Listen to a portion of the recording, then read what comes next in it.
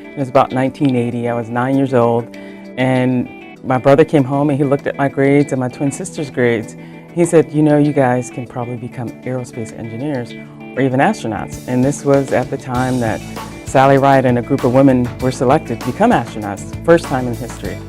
So he made that comment, and I said, wow, that would be so cool. So we ended up going to a really small Jesuit school in Syracuse, New York, called Lemoyne College. And hindsight is 2020, best thing we ever did. When I went to undergrad, I wanted to go into aerospace engineering, but I went to a really small Jesuit school. So I ended up in physics, and then when I got to graduate school, I said aerospace engineering it is. And then during the summers, I worked with a group called En-ROADS.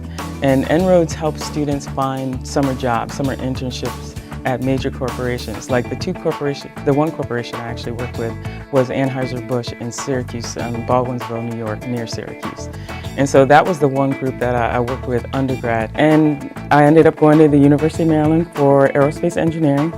The department chair at the time had a ton of money to do research in smart materials. I went to work for Ford Motor Company after graduating from the University of Maryland. That was great, you know, doing research on cars, for cars, vibration analysis. And then I went over to work for the Central Intelligence Agency, where I was there for 7.5 years. You know, I did a lot of scientific stuff, but I also did a lot of operational stuff. We worked in non-proliferation issues, which was great. I mean, it was reverse engineering at its best. And so I ended up doing several other things with the Central Intelligence Agency, like volunteering to go over to Iraq and work there for 4 months and, you know, help look for WMD, things like that. And so finally, when a friend of mine, Leland Melvin, called me and said, you know, they're accepting applications again, you should think about applying. 2008 I applied, and 2009 I was selected. And here I am. Oh yes, I did NEMO. That was, so I always wanted to do NEMO. I thought when I first saw it, I thought it was one of the best analogs to space. You know, you can't just leave, you're kind of stuck with these people.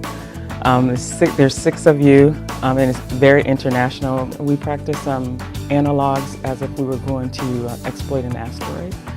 The tools that we would use if we were going to an asteroid, like this giant drill that we had to set up and practice taking samples. And then excursions. The worst part of NEMO is having to purge. Basically, you have to flood the helmet with seawater, salt water, gets in your eyes, and then you have to purge it while you're lying on the bottom of the ocean. And so that's probably the least fun thing, but once that's done, it's all fun after that.